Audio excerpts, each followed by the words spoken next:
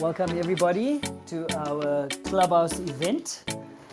If you're listening either via playback or via Mufasa coaching channel, YouTube channel, well, we trust that you're going to enjoy what we entitle My Life, My Business. Wish I was here. A special welcome to my co-host Shanaaz, who's going to presenting the topic this afternoon, and also Julia, who in the background is tweeting away on X and just sharing the little tidbits that is gleaned from our conversation.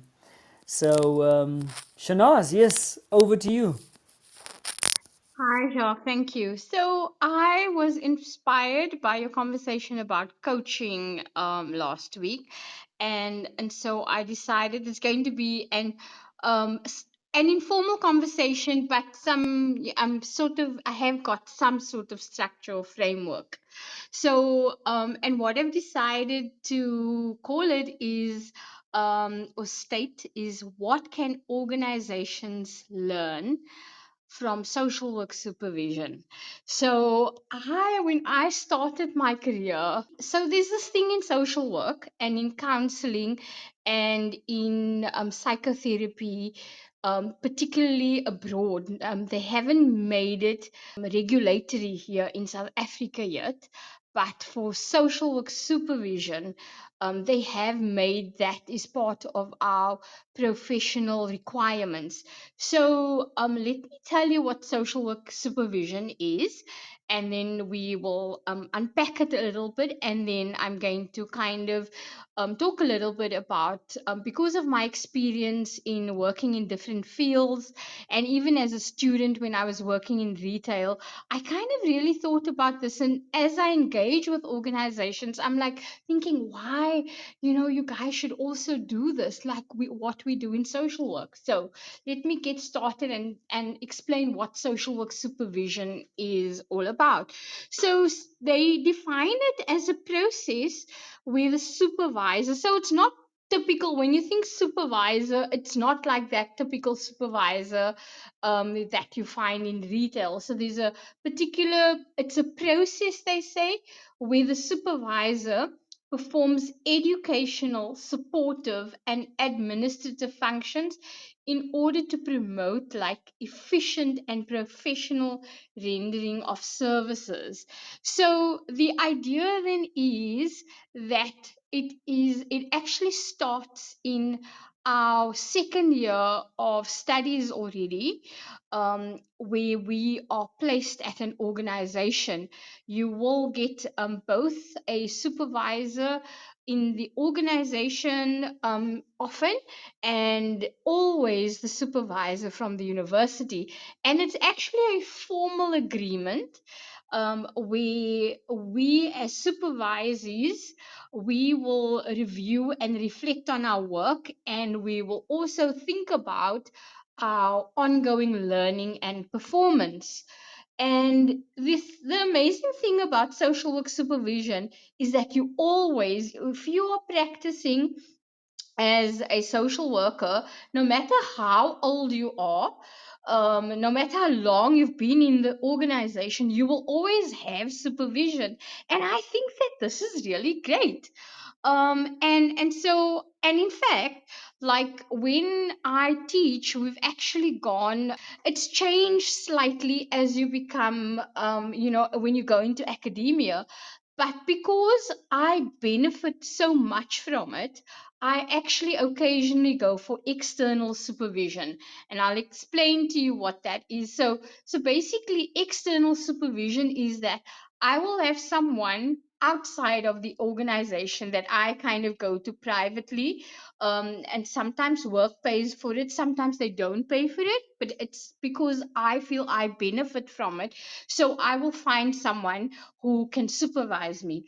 And so what they then say about it is that it's an interactional process where you can kind of think about things like as a social worker, but I wanted to also think of, could this be useful for your organization? So it's a process where there's this, you kind of practice some of the values of social work, and it's things like anti-discriminatory. You think about your theories and the models that you use.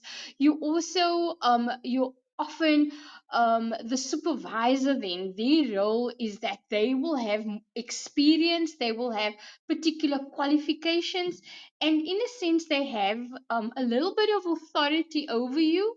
And this is usually they will supervise a student social worker, or what we call a community worker or auxiliary worker. And a lot of the emphasis, or even a social worker, newly qualified social worker, and a lot of the emphasis is on educational support, administrative support, but it's around this idea to promote efficient rendering of social work services.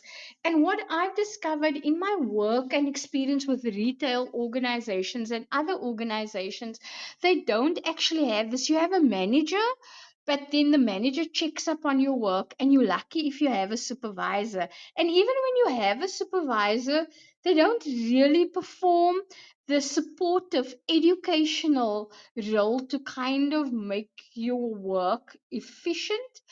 And so there's also this other element to social work supervision, which it's because it's progressed, it is almost, it's become almost mentoring and coaching, and actually and consultation has become part of it. And the idea then is really about this um, educational and supportive role. So, like you said last week, Jacques, it is not therapy, firstly, and it's really to improve your effectiveness as a social worker, or your, I think, your effectiveness in your work. And so, what I particularly really liked about this experience is that it really provides supervision, and some of the best supervision. And I've been really lucky or blessed to have very good supervisors. And they eventually say, how you were supervised, you will supervise. So I think, as I say, I was really blessed to have some really good supervisors. And what I particularly like is that it provides the person, the supervisee, a safe space to reflect on your work and your practice. And also, in a sense, not only a safe place to reflect, but I almost call it think space to think about thinking. How am I thinking? How am I working? And I think that this is really important, because what I've discovered as I've been working with organizations, that this is not really, I find that many organizations have supervisors and managers, but they do not fulfill this role. And so for us, it's about, in our profession, it's really about to develop reflective practice. And reflective practice is all about thinking about my values and how I am responding to my work, how I'm responding to my clients, how I'm responding to my team, my organization, and community. And I think it's in that reflective practice that can really help you to grow and develop in your career. The other thing that I then find is that it really then offers the space, because I think managers and supervisors don't necessarily think about the career development of, sometimes, of the people they manage or supervise. And this actually forms part of that process. And so that's why I think that organizations can really learn a lot from this. And so I've been like, as a student, I've received a supervisor, and that really helped my practice and my confidence as a student, and then as an employee. And then I also supervise students, I've supervised employees, and I've been an external supervisor. And currently, I supervise student research. And so, what I want to say is that what we want to do in social work supervision, and I bring this into my research supervision as well. When I'm supervising, they talk about you want the person to become a reflective practitioner. And what a reflective practitioner is, or you can think of a reflective worker, is that we will not only focus on the content of our work, but we will also focus on the process of the work. So, in other words, there is a difference between the content of what you're doing, but it's the underlying processes that are particularly relevant when you're working with people. And so, this is the process of how do you experience me as a leader? How do you experience yourself as part of this family?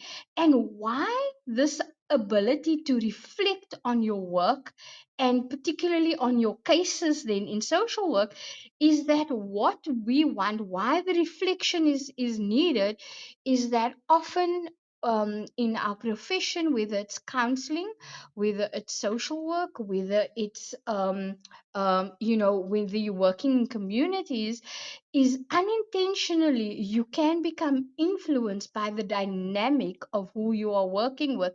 So the family issues, you can get caught up. You can even experience secondary traumatization, where the person is coming and they, because of their particular circumstances and their vulnerability, they project that onto you.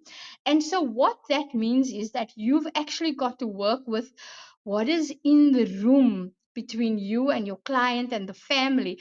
What are the unconscious processes, in a sense, happening between the team that you're part of and the community? So, not only what is supposed to happen, but what is actually happening between the lines, in other words. And I have found that exceptionally helpful. And I can give you an example. So, I was so in the UK, and I think in the States as well, psychologist, and so some clinical social workers, and or anyone who wants to do counseling or therapeutic work, have to undergo a certain amount of supervision hours themselves. You've actually got to pay for it. And when I was working in the UK, I was being supervised by a psychotherapist, because part of the work that I did was therapeutic work with children. And I was coming back to South Africa, and I had developed very good relationships with a number of children, and now I had to end this relationship with them. And so I had to go for supervision to the psychotherapist, and we got on very well. And then she was talking to me about what is happening, what is the challenge in with saying goodbye to the children. And we started to unpack goodbyes, and why goodbyes are important. And what she started to say to me was that I'm struggling because I hadn't resolved some of my own goodbyes. And what then transpired, I won't go into too much detail, but that I had to become okay with saying goodbye and leaving the UK and ending relationships. And if once had settled it in my head that I was coming to South Africa, returning, that I was saying goodbye to the friends that I was leaving behind, then I would be able to say goodbye to the children. But as long as I was not resolving my own things around endings and goodbyes, then I would actually struggle to say goodbye. And I did some of that work. We discussed, endings for me. What don't I like about endings? What do I like about, goodbyes, etc. And she really framed it in such a good way for me that I was able then to end and say goodbye to the children in a very healthy way. And that is just one example of how supervision can help you. And while that is an emotional issue, I think in the workspace, in a business space, offering an employee the opportunity to be able to, as a manager, as a supervisor, to talk through some of the challenges that they're experiencing with the work can really make a big difference to the to them, their performance. And for me, what is particularly interesting about supervision is that this is a great basis for also looking at performance measurements. And I know that employees don't like that conversation necessary with their supervisor or with their manager. But I think that if you, so the idea with supervision is that it's supposed to happen regularly, that it's supposed to happen at least once a month, that it's supposed to, you agree on times, etc. And I find that if you can set up these times with your employees, then what can actually happen is that you're setting the basis for that relationship where you can authentically discuss the performance measurement. That it's just that you're not only meeting with your employee or with your team member around the performance measurement, but you actually, in a sense, mentoring them, you are supporting their development. And I think that this can be really beneficial. And I think that not only do you grow then, as not only is the supervisor growing, but this relationship between a supervisor and supervisee actually benefits the supervisor as well, because the person, the supervisee, is coming with their own set of experiences and expertise, and you coming with yours. And so, as a supervisor, you also benefit, you also grow and learn from that experience. And I can talk about my students at the moment. So my one student, and being a supervisor, oh my goodness, it really challenges me because I have to admit, it's taught me patience. It's taught me how to regulate my emotions and my expectations of people, and really, I think, meet them where they are at and understand that students, and you can think of your employees, they learn differently. And I have very high expectations, and so I had to learn, and I have a particular way of supervising where I expect everyone to be adults, and you go and do your thing independently. I will step in when you need me. And then supervising people, students, I needed to learn that there are times that people come to me with different learning needs, where some I need to hold their hand, and others I can give work. There's some that need structure. And so I've had to adjust and learn and grow as a supervisor. But not only that, what they bring is this immense information. They have particular experiences also, and they add value to your experience, they add value to the team if you can just channel it in the right way. And so I have a student who challenged me really because she's quite demanding, and I know that demanding students trigger me, and I'm like, no, I don't want to spoon feed you, go and do your own thing. And then what happens is that I learn to adjust and actually understand why she's quite anxious, and we work together well with her research.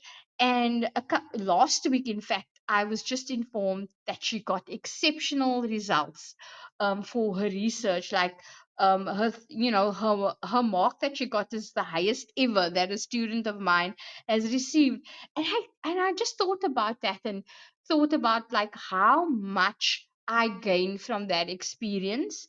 Um, and that sometimes when I speak to some of my colleagues and friends, they often say that managing people is the most difficult thing. And while I agree with that, but I also think that if you can change that relationship and maybe learn some of the lessons from social work supervision, you can actually gain so much from the situation and or from the experience yourself.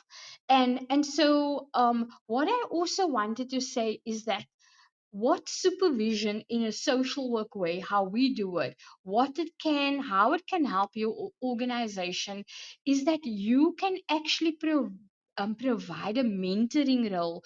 You can grow a new generation of leaders, workers, and administrators. You can also help your, as I said, your employee, and give them a space to kind of reflect on their work, their career development, and their relationships with others in the organization and with those who they work with. And what is important is that through this ability to reflect, they will actually grow and develop. They can also talk to you about what they actually need. Um, Ultimately it improves performance and the effectiveness. They also become more loyal to you. And what I've said here is that it formalizes then and provides a really good foundation to discuss performance measurements, and to kind of help and support them in that process. And I said that regular supervision then is which is effective, can lead to an organization achieving its goals, because managers manage more effectively, and they do it from a basis of genuine relationships and interaction. And what they kind of also say is that supervision then is like, it's not about being dependent on a supervisor, and it shouldn't be regarded as a supervisory. It shouldn't be regarded as stagnation. So even if you are in a particular profession, you always need to kind of bounce off ideas, and going for that kind of support then is not about growing, it's not about stagnating, or that you're not good at your job, but it's actually an important part of developmental learning. And the idea that it also connects with is lifelong learning. And I think that we all, when we are, what they actually say is, when we want to achieve happiness, um, as we age, that lifelong learning, that's one of the key issues. And so going for help and getting support, in even when you are at the top of your career, it's really vital. um, the other thing is that you can think about some of the practical ways in how we've started to change supervision, is to think that maybe with students, there's a lot of sort of what we would refer to as educational coaching. We're teaching them a lot about things. And then when it's newly qualified staff, you're almost changing your role into more of a mentoring role, where you giving them opportunities, and you are kind of guiding them in a way and letting them come to you. And then with more experienced staff, you can think about consultation, where they can come to you on an ad hoc basis, that you have that open door policy, and it's more about discussing, and it can be about providing that reflective space, but it's more on a, on a more informal basis than formal. But I'm almost the kind of person that say that what I do find is that it's good to have formal structures in place, and because this really it helps me if I'm a supervisor, and even now I also go for external supervision, um and that we, sometimes I pay someone to do it. Sometimes I happen to have friends who are who are at the top of the field and or in the same career that I go to, and I'll go and get some advice from them, and sometimes I'll pay them because I know that that's what their job is all about. So I actually put formal processes in place, and so I just want to encourage you with that. And then just to kind of wrap it up and to conclude, and what I want to say, I love this quote by it's someone called Nancy Klein, and I kind of saw it when I was thinking about this. What she says is that supervision is an opportunity to bring someone back to their own mind, to show them how good they can be. And I'll say it again: supervision is an opportunity to bring someone back to their own mind, to show them how good they can be. And I have really come to enjoy supervising students, and I love it when I can give them opportunities, and I can see how they develop and grow.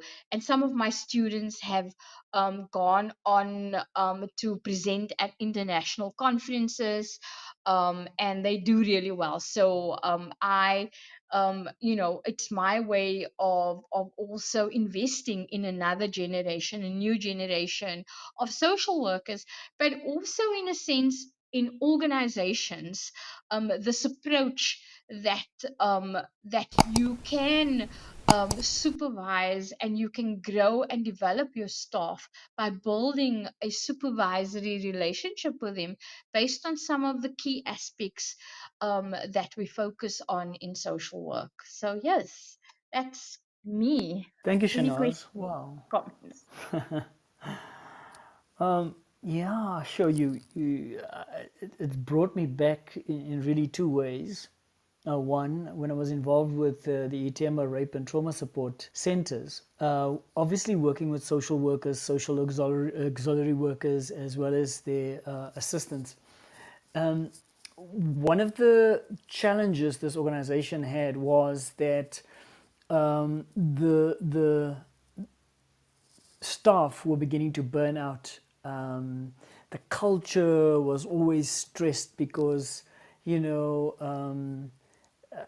we found that employee engagement was suffering. Social workers weren't as motivated. They obviously went through such a period of you know ref, expressing their discontent. So basically, what I'm saying is that, you know, when I was involved with the organization, we had to deal with discontented staff, and supervision was one of the things that we identified as a key strategy to deal with the staff. Never mind dealing with the symptoms of the discontent. We realized that the social workers, social auxiliary workers, were so focused on just the ministry, the support, the helping victims of gender-based violence, that they didn't have time for this self-reflection that you were talking about. Basically, their wellness was now so seriously impaired that in a cyclical way, it was affecting their effectiveness. They weren't supporting victims as well as they could have, because they're being distracted by everything else that was in the environment that wasn't going well. And so everything that you've said is certainly, when we switch that on, it was the beginning of seeing that we were placing a high value on the social worker, on the social auxiliary worker, recognizing that at the very heart of this organization was the people actually delivering the work and supporting the community. So it's very important that either as an organization you embrace supervision to support your staff, to make sure they remain healthy, to make sure that they staying true to their profession, that they are ethical, but who are they being while delivering this, and also thinking through their unconscious biases. Now, if they're unhappy about the organization, how are they then interacting with victims, patients, etc. So absolutely there. And as a coach, I also need to go to coach supervision, and it's quite interesting that I think the coaching profession obviously models itself a little bit on what happens within the psychology, social work space, the rigors of doing all of those things, because in the end is um, knowing that your effectiveness is your effectiveness remains optimum because you are able to self-reflect.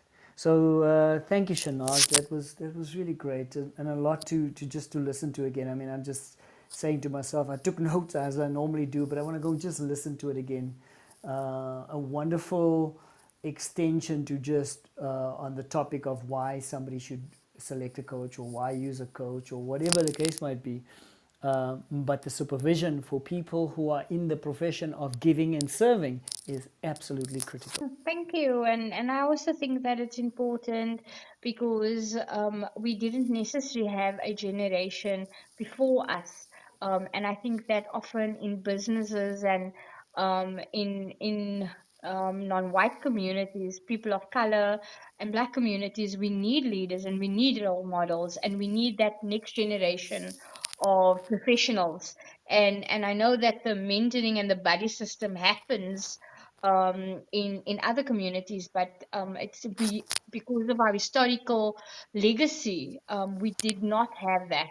I was the first generation academics. My sister is the first generation, in medicine, and other communities have, it's second and third generation. So I think that's an important part of supervision as well. Thanks. Absolutely. Thanks, Shanaz. Okay. Thank you. And Bye. and to those of you, before you say goodbye, let me just, Sorry, I know you're in a rush. I'm not in a For rush. those of you listening,